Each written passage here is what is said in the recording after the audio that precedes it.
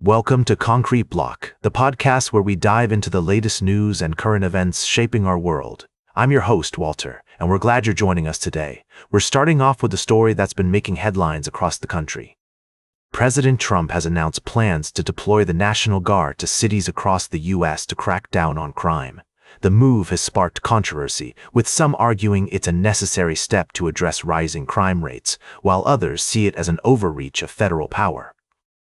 According to reports, the president has signed an executive order creating a specialized National Guard unit that can be deployed to assist local law enforcement in Washington, D.C., and potentially other cities. The unit would focus on quelling civil disturbances and ensuring public safety and order. But not everyone is on board with the plan. Chicago Mayor Brandon Johnson has come out strongly against the idea, saying it would be illegal and costly, and that his city is not calling for American troops to occupy American cities. Illinois Senators Dick Durbin and Tammy Duckworth have also expressed opposition, with Durbin dismissing the move as purely political theater and Duckworth calling it deeply disturbing and un-American.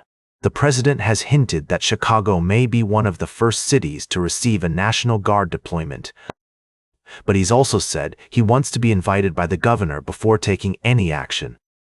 It's unclear at this point whether the governor will extend an invitation or if the president will decide to send in troops anyway. As we consider this story, it's essential to weigh the competing interests and perspectives. On one hand, rising crime rates are a serious concern for many Americans, and some may see the National Guard as a necessary resource to help keep communities safe. On the other hand, others worry about the potential consequences of deploying military troops in American cities, including the risk of escalating tensions and undermining trust between law enforcement and the communities they serve. We'll continue to follow this story and provide updates as more information becomes available. For now, it's clear that this is a complex and contentious issue with no easy answers. We'll be right back with more of today's top news on Concrete Block. Welcome back to Concrete Block. We're diving into the world of international news, where a high-stakes drama is unfolding in France. The country's Prime Minister François Bayrou has announced that he will face a confidence vote in Parliament on September 8th, seeking support for his plans to shore up France's struggling public finances. Bayrou's decision comes as France grapples with a massive debt burden and a budget deficit that hit 5.8% of GDP last year, nearly double the official EU limit of 3%. The Prime Minister believes that drastic measures are needed to save 44 billion, 38 billion a year, and put the country's finances back on track. However, his plans have been met with fierce resistance from opposition parties, who argue that the spending cuts will hurt ordinary French citizens.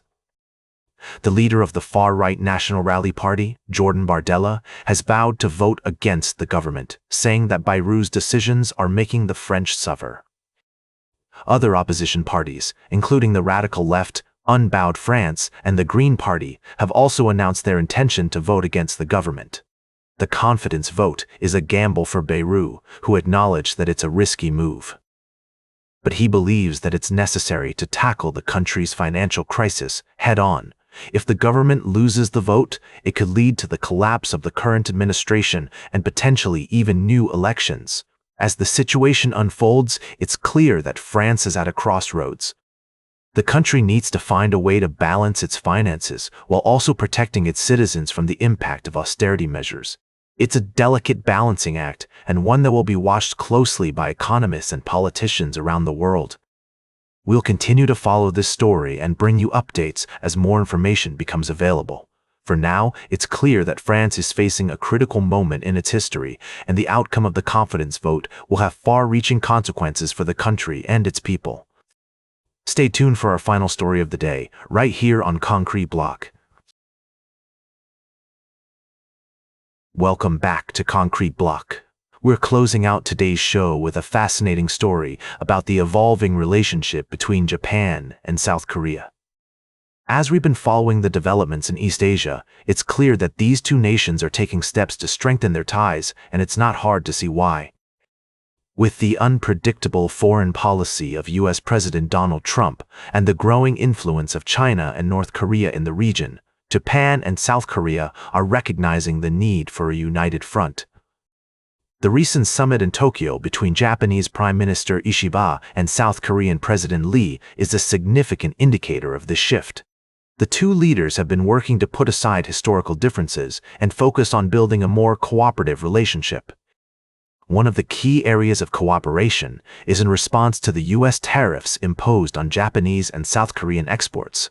By presenting a united front, these nations hope to negotiate better trade deals with the U.S. and secure their economic interests. Additionally, they're exploring ways to enhance their defense cooperation, given the uncertainty surrounding the U.S.'s commitment to the region.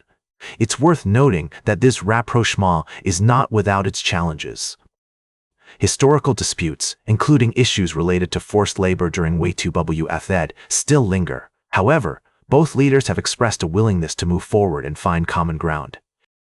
Ishiba's decision not to visit the controversial Yasukuni Shrine, which honors Japan's war dead, is seen as a significant gesture of goodwill towards South Korea. As we analyze this development, it's essential to consider the broader geopolitical implications. The strengthening of ties between Japan and South Korea could have far-reaching consequences for the region, potentially altering the balance of power and influencing the actions of other nations, including China and North Korea. In conclusion, the Japan-South Korea relationship is at a critical juncture, with both nations recognizing the need for cooperation in the face of regional uncertainty. As we continue to monitor these developments, it's crucial to remain informed and nuanced in our understanding of this complex and multifaceted issue. That's all for today's Concrete Block. Remember to like, share, and subscribe, and until next time, stay informed.